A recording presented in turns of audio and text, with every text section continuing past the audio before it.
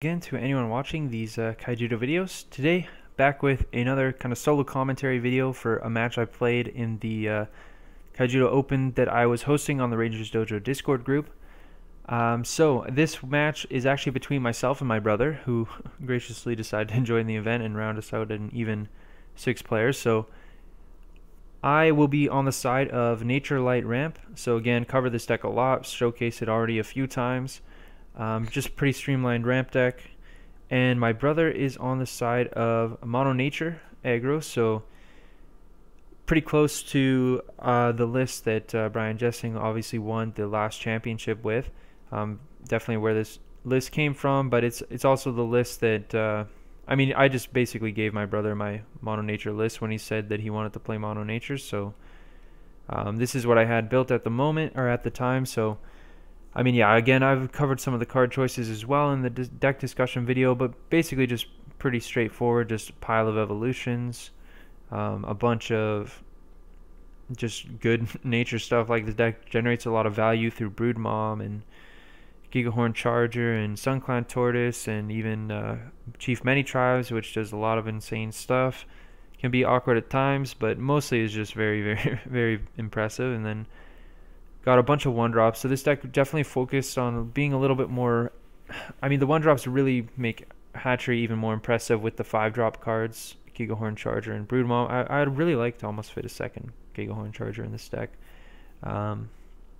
Just because the game was where you don't draw these, they feel kind of bad sometimes.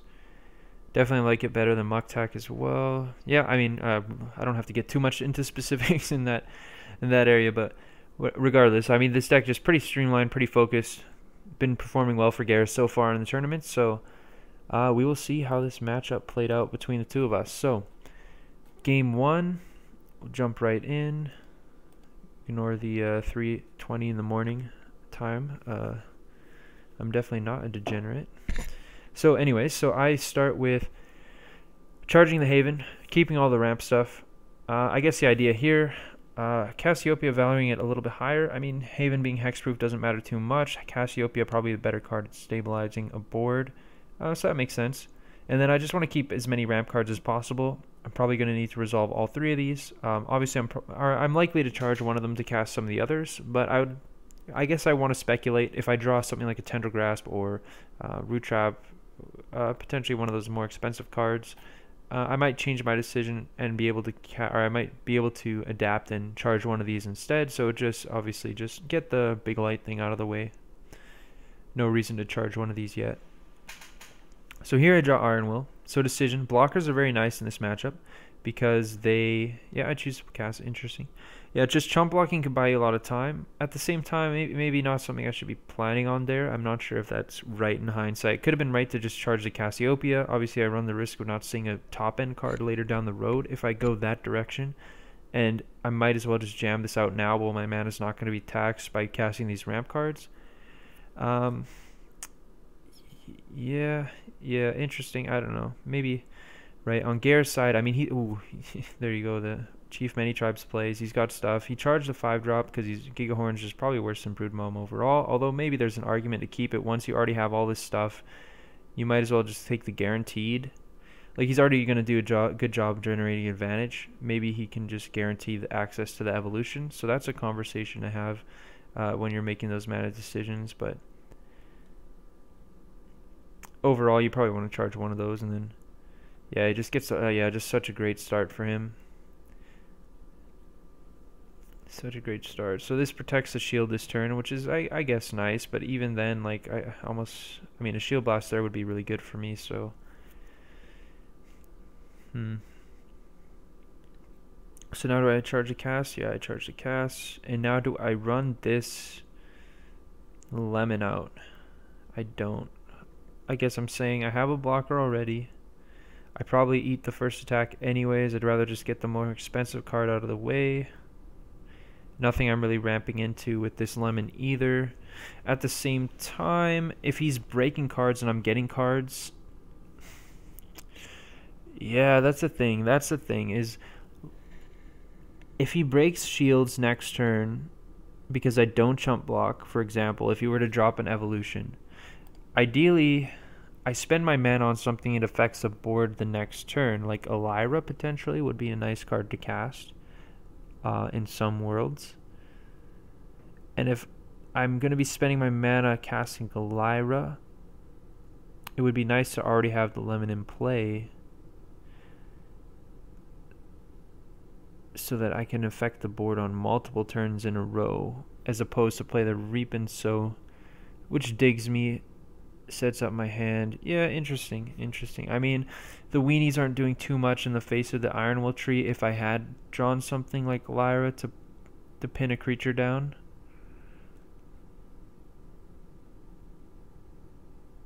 Yeah, I don't know. Not too sure about that. I think maybe just getting the creature down, affecting the board is just a good idea. So maybe a too passive an approach there.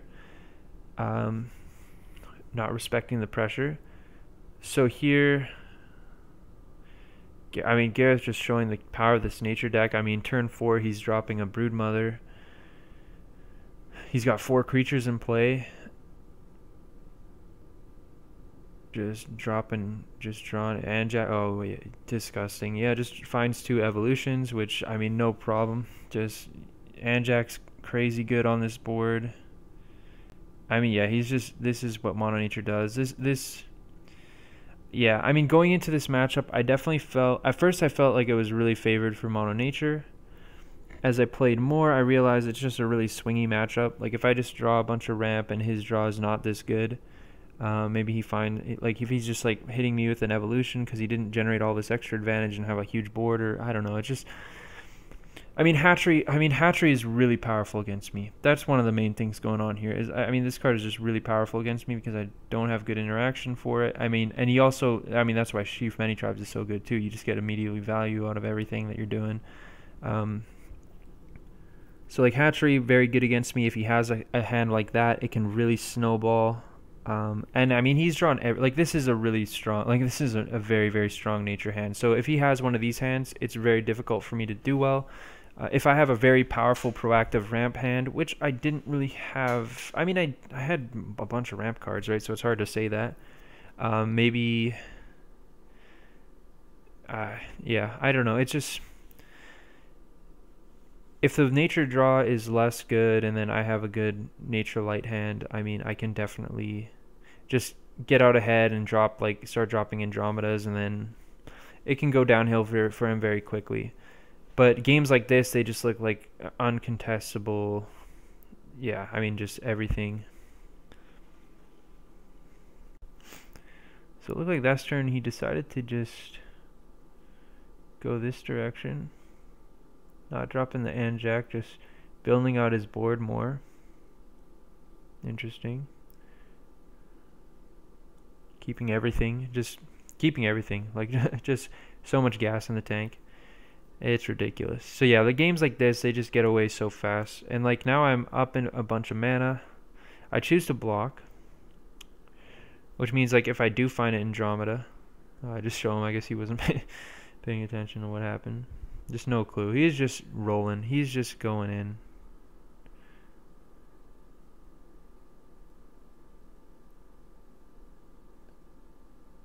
So yeah, I mean, there's an argument to just take the hit there, try to get the extra cards, but because I have the Lyra, so then I can go Lyra, and then next turn is when I do my blocking, and then like I'm a little more stabilized, because now if I draw like, I don't know, I mean, I have the Lyra anyways, right? That's the play, so yeah, maybe that's dumb. Yeah, I just banking on seeing some good stuff, and unfortunately, like I guess that's one of the issues, that I just haven't seen an Andromeda. Like, if I see an Andromeda this turn, it's a much different game, actually. So, I mean, that's what I talk about. This matchup is just, like, I think it's, at first, I mean, again, like, I thought it was pretty unfavored, then I realized it's just kind of really swingy in a bunch of different areas. Like I was talking about Hatchery, all these brood moms out of control. If he just draws a stream of evolutions, which he's drawing, like, he has everything in this game, it's just not close. But at the same time, if I did have an Andromeda, it'd be a lot closer. And because I did have a decent ramp draw with, like, I mean, I played 3 ramp cards and a blocker to buy some time, right? So, or a couple blockers. And Lemon's really important in this matchup. If you draw 2 of them, it's even better odds because you're just buying a bunch of time. And Yeah, I mean it's just pretty swingy in a lot of areas, and like if I don't see my Andromeda like I did in this game, it's gonna look even worse for me. But if I do, it's like all of a sudden like an Andromeda into an Andromeda, or an Andromeda into a cast, or all these kinds of things. It can do a good job. So I mean, yeah, I just charge like 2 expensive cards in the early game, and then just haven't seen another one. So that's kind of tough. But yeah, I mean, going for like I was able to go first with a decent ramp draw, and like I put myself in a position to have some cards, except for the only thing I could have done differently was maybe take that extra shield and not block with the lemon right away to get a look at some more cards to potentially impact things. Because now he's in a spot where he can just like play really passive, so like he can just do his thing. I don't know, interesting. He just charges the Anjac.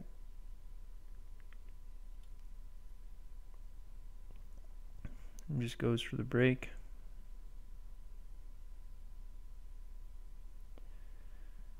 So yeah. I mean, I had a decent. I had a bunch like this is. I had a bunch of the stuff that you need to do well in this matchup. It's just that his draw has been super good, and like I kind of missed the last piece of the recipe, which is the Andromeda. Looks like he whiffs on evolution potentially. Nope, no, nope. There's an evolution. A second Boulder Fist though, so I don't know if he needed to charge the Anjac. I mean, I guess he's just setting up for a crazy play next turn, just to evolve on the Broodmom and just go for game. But this one I block.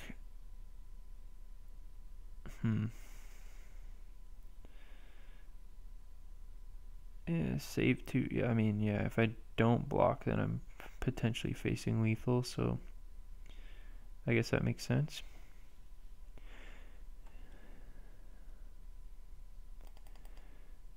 But now, like, Gareth can just pass and, like, ooh, break one shield too, like, just poke the one shield, and then he can set up for, like, Boulder Fist to come over the top ropes next turn and potentially clear. I mean, ooh, the Cassiopeia is nice, though. Cassiopeia is nice.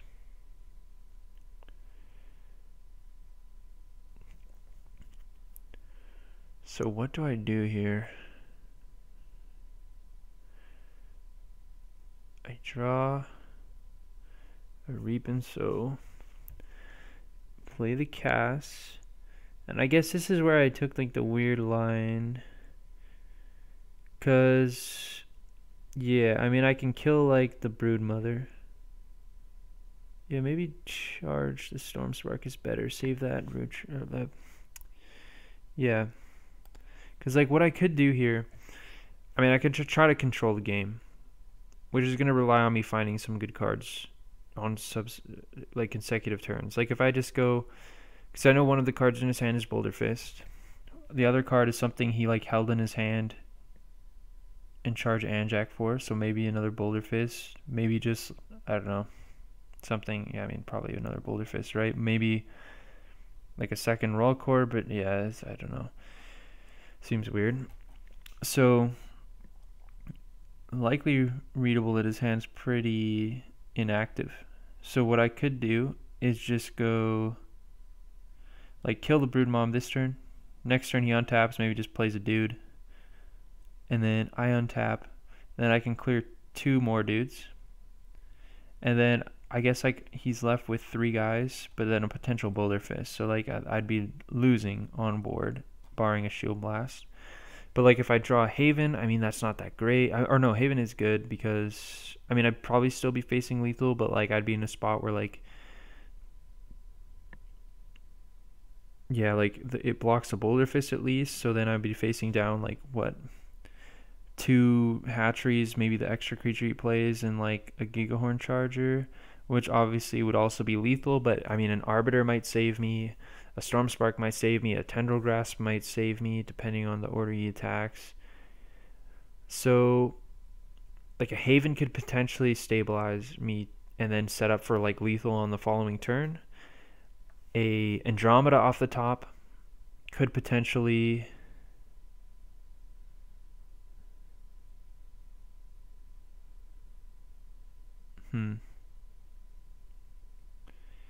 an Andromeda off the top.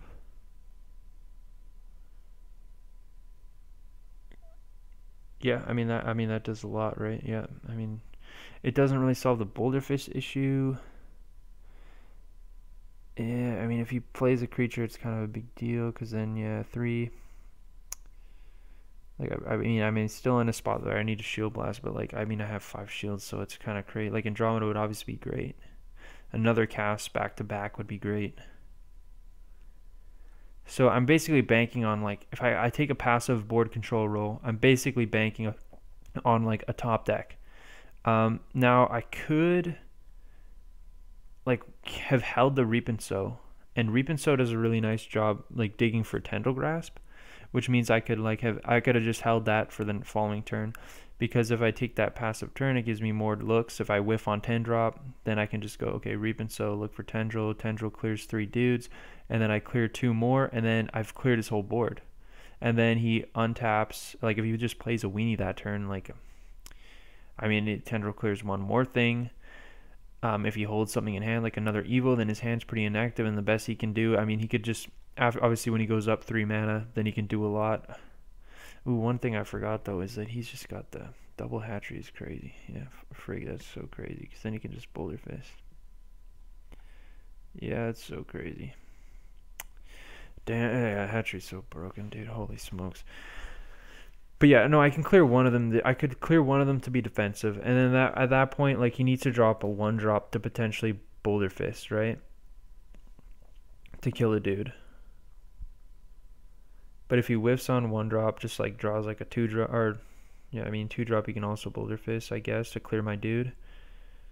I mean, he's got lots of live draws, but if it's like a 3-drop, something else, or just another Evo, an artichoke, then like maybe he plays those. Artichoke would be kind of annoying because then he just plays another dude, and then, but I can still clear most of the board and then Tendril Grasp, and then he's in a spot where maybe he can like top deck Boulder Fist, but like most of his board would be gone unless he draws like Artichoke and plays that, and then he top decks another bait creature. So it's kind of hard for him to kill me if I find a Tendril Grasp too, especially with the 3 shields. So I could see doing that. So like playing to control the board. My thought, and I think that's like kind of relevant knowing that his hand is like he has Boulder Fist plus like most likely readable that this is a Boulder Fist as well.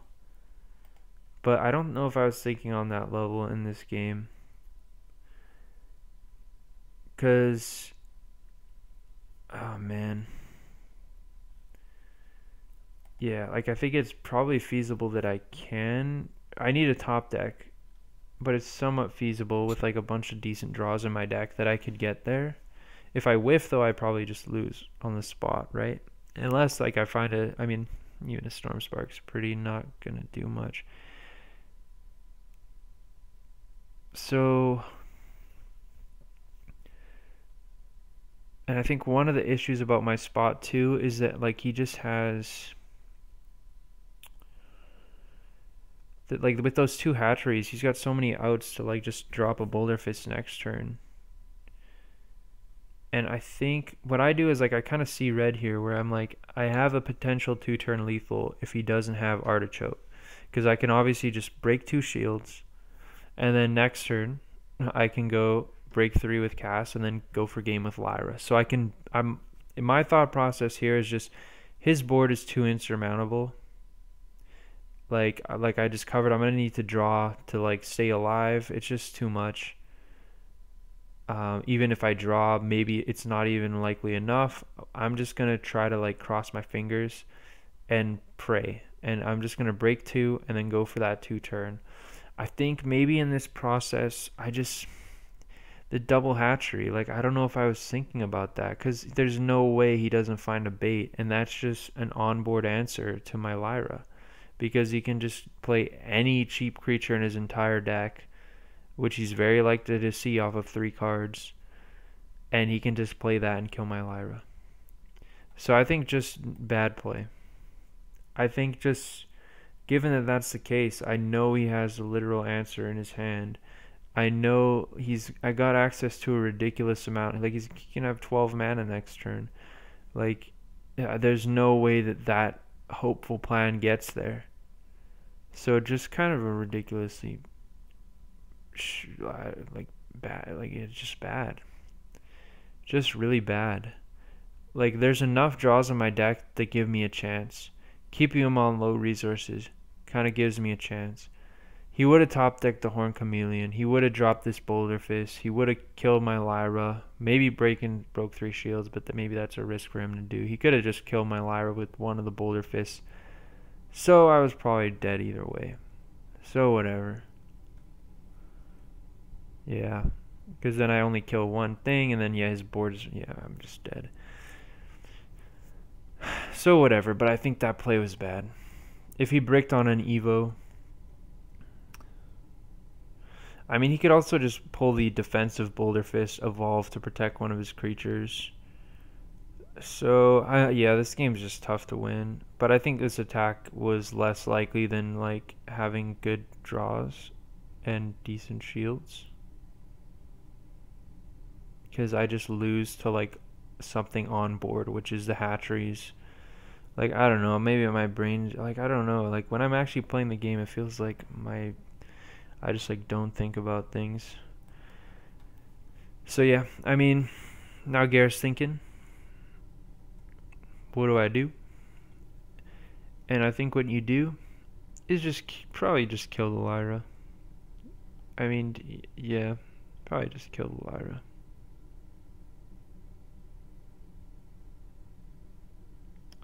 Makes sense. I think, yeah, drop the pineapple. You could charge the turnip. You don't have to charge the turnip. You could... you probably want to charge the turnip. Probably don't want to use that as bait, because it's better bait. In case you lose one of these hatcheries somehow. If I tendril grasp, those go away. I mean, just hold the cheaper card, basically. Because he doesn't even play the pineapple, so... being attacker's not relevant, so I mean just maybe suboptimal there. Probably would have charged the turnip as well, just for the reason again. I mean it just makes clear sense, but just hold the cheaper cards. The thing is, like, it's also kind of irrelevant, I guess, because like my way to get rid of those hatcheries is like literally just like tendril grasp, in which case the mana consideration doesn't matter anyways, so whatever. Nitpicky, I guess. It's just cleaner if you just charge the turnip, go pineapple plus Boulder Fist, then you're also sandbagging Horn Chameleon plus Boulder Fist, which is 9 mana, which you can go up to the following turn without needing hatcheries. But again, like, it's not really relevant in this actual matchup. And there I top decked the tendril grasp. So interesting, if he hadn't top decked the Horn Chameleon and I had just taken that passive line, I would have maybe been able to do some stuff. Probably wouldn't have worked out because those Boulder Fists were going to just come over the top ropes on those Cassiopeias and Lyras anyways at some point. But maybe could have gotten there at some... Yeah, I mean... Yeah, like I could have Reap and Sow if I held the Reap and Sow as well, which was kind of weird to hold that, to charge that over the Storm Spark. If I had just held that, then I draw the Tendril, Reap and Sow as well, find me a follow-up play. I mean, I could be looking decent in this game. Again, he top decked the Chameleon, so probably not, but I could have been. And here, I guess I'm just saying, like, well,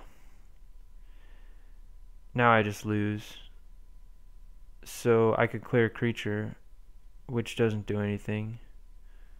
So my thought process here is, like, basically now I just go for game. Or not go for game, but now I just break all the shields. Like, whatever. Just break them all. And basically I'm just like, I need Storm Spark plus Arbiter to win. Like, that's what I'm going in for at this point. And he has a Sumo Artichoke, which makes it even more unlikely. Just even more, because now I need Storm Spark plus Arbiter plus Root Trap in like two of those. At least two of those need to be in shields. The Stormspark and Arbiter, and then the Root Trap I guess can come off the top or after following up a Reap and Sow, which I don't have any of left. Yeah. So yeah, I mean, just very unlikely that I lose. Gareth, I should also make the play to just... Yeah.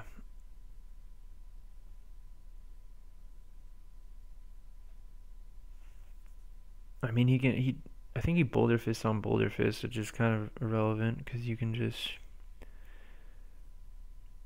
play Pineapple plus Boulder Fist and attack over the Cassiopeia. Let's fast forward through this. Yeah, painful. Yeah, just BM here, my guy. I mean, yeah, just suboptimal there. Obviously, you could just have one more creature in play, but it's irrelevant anyways because if I don't literally not die with good shields, and then yeah, just nothing. So because my shields were dead, because he top decked that Horn Chameleon, I don't think there was a way I was winning that game no matter what.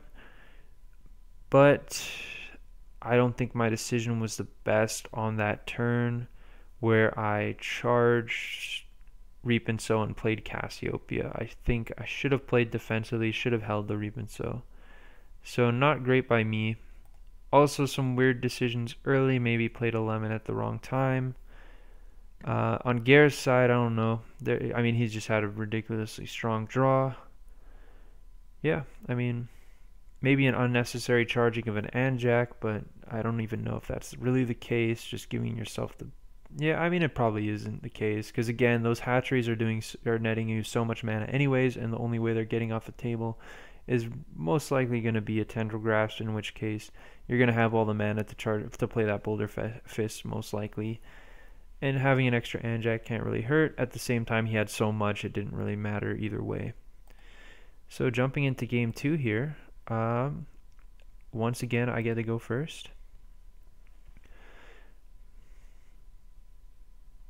So yeah, I mean, just not seeing an Andromeda there on that critical turn really hurt.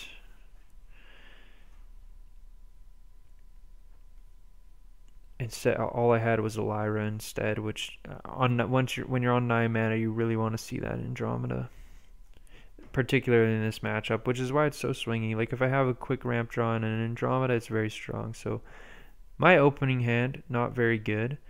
I just had 3 blasts and 2 fatties, and my first draw is a fatty. So my hand's not doing anything. I mean, this is one of the risks of the deck. I mean, it's half the deck is just expensive cards and expensive shield blasts. And the other half is ramp, and there's another one. So drawing running cards. So just making no plays is really not going to be a very good plan in this matchup. But like I'm saying, like this is one of the flaws of the deck where it can have bricky hands. But at the same time, this is probably the hardest I've bricked with this deck before. So I don't know if it's really fair to say, because you don't really need an insane amount of ramp. You need maybe 2 or 3, maybe 4 ramp cards, depending. Yeah, maybe just 3 ramp cards usually to play the game, and then maybe like a decent interactive card, whether it's a blocker or a Lyra or something like that. You only really need to have three cards to play before your fatties become live, maybe 3 to 4. So when you're talking about a game where you open 5 cards and over the first 5 or 6 draw steps you see 6 more cards, that's 11 cards. You only really need 3 or 4 of them to be real. Now maybe that's a bit generous, but that's part of why it doesn't hurt to draw all these shield blasts most of the time, just because you don't need that much activity to eventually get there, and then your fatty cards become live and they catch you up so much because of the nature of them being so powerful. So even despite the deck being weighted so heavily in mana cost in a lot of ways, usually it works out, and it's not too bad, because you don't need to draw it's not one of those decks where you need 7 of the 10 cards you draw to be good, or 5 or half of the 10 cards you draw to be good and relevant. So there's a lower threshold needed. But yeah, here I'm just drawing and just running I mean, it is very unfortunate there. Just drew 3 straight giant supers. Gareth just going off with this Sun Clan Tortoise, just finding his cards, developing his mana zone. The Horned Chameleon play, it makes sense when you consider he opened the many tribes. So the thought there is that if he draws any other, it's like an interesting sequencing idea where it's like if he draws any other 2-drop, or he can just play the 2-drop on 2 into many tribes turn 3, and then he can drop like a turn 4 Anjak. Or if he draws Hatchery by turn 3, he can set up for that turn 4 Anjak. So playing the Horned Chameleon turn 1 when you have the many tribes in hand gives you the ability to potentially get access to that turn 4 Anjak. It's shaped up a little bit slower than that, but still, he gets to make these plays. Just gets to go. I mean, yeah, the Tortoise just finds the cards. I mean, Tendril Grasp answers his board, but at this point, I mean, even if I hit a Tendril Grasp here, I mean, obviously it catches me up from being down 3 creatures in play, which is good, but he can just follow that up with the 3rd Tortoise plus Anjak to come in at shields.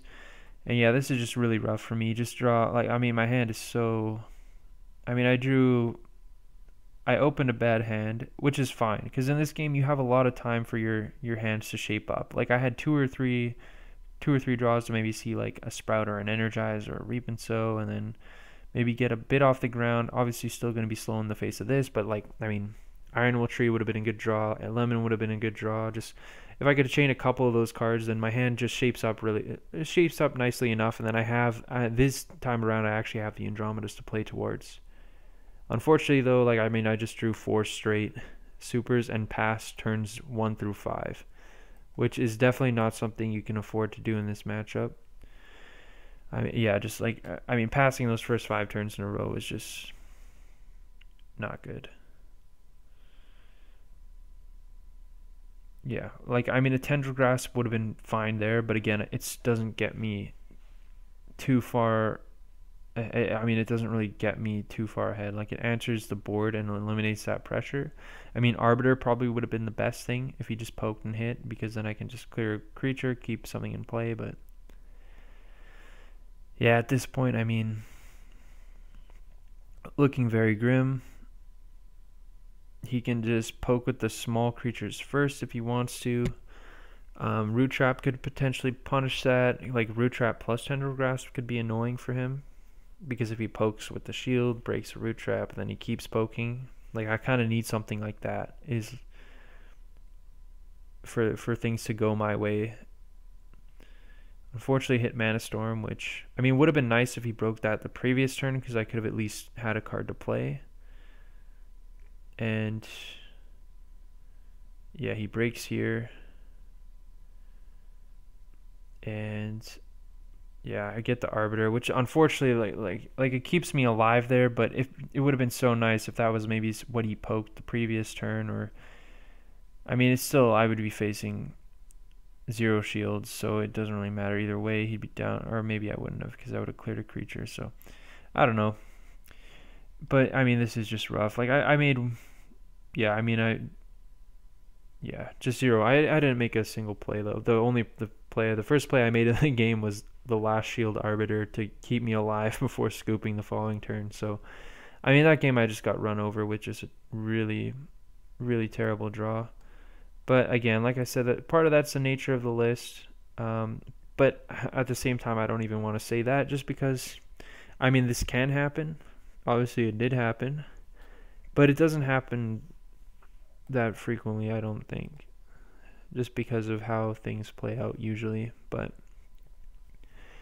like I said, you don't need too much to get your hand going. But yeah, I mean, this game is just really, really poor. And the nature, I mean, Gareth just had a good draw. I mean, Chief Many Tribes just very strong there, just generating advantage. The Sun Clan Tortoise, I mean, this one card just generated a bunch of value. Built up his board, and then just 1 Evo was enough to do it. I mean, I had realistically no Timely Blast, no no early plays, so not much resistance. The game one also showed like some just ridiculous power level from the Mono Nature side. Showed like, I mean, it is just a polarizing matchup. I think overall, I do think like Mono Nature is a favorite. At first, to me, it felt pretty substantially so, but then I realized no, it's just kind of the nature of how the games play is they are pretty polarizing feeling, or not necessarily polarizing feeling, because like the games that the Nature Light side can win, they feel somewhat close, but usually once you land the Andromeda into something else, like you're usually out of the weeds, like. And then the Nature games, when it wins, it just kind of runs you over, as we saw in those first two games, or in these two games. But so it kind of feels somewhat polarizing to some extent, but definitely a little bit more often. The frequent wins, the wins will come more frequently to the Mono Nature deck, but still, I think. Not like unlike what we saw here, I think there's still good winning chances for the Nature Light deck if its draws are decent. But again, like it's just more inconsistent in this matchup because you're under a lot of pressure to find that Andromeda right away, to have a good ramp draw, to draw the Full Metal Lemons and stuff, and just because Nature does such a good job putting on pressure and generating card advantage, so to sustain that pressure. So. Yeah, I mean, just a quicker match this time around. I got my brother definitely gave me the hands, just pretty quickly rocked me. So we will see how the rest of the tournament shapes up, how my brother will continue to do, how I'll continue to do. So thanks to everyone for watching these videos. Stay tuned for more videos in the future, more videos especially featuring some guest commentators as well. So thanks to everyone for watching, and we'll see you in the next videos.